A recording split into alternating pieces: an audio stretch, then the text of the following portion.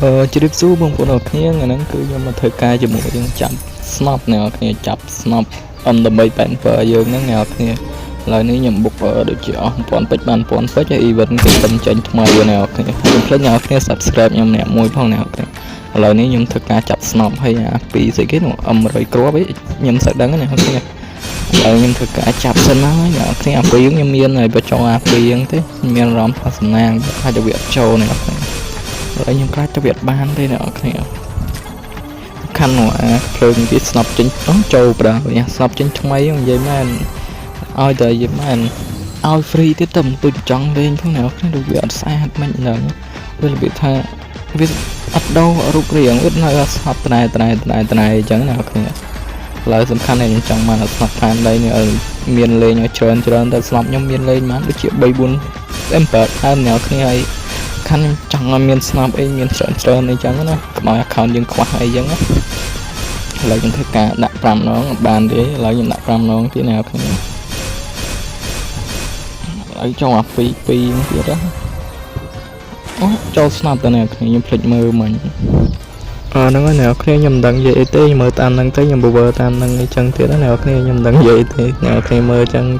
មើលប្រានេះ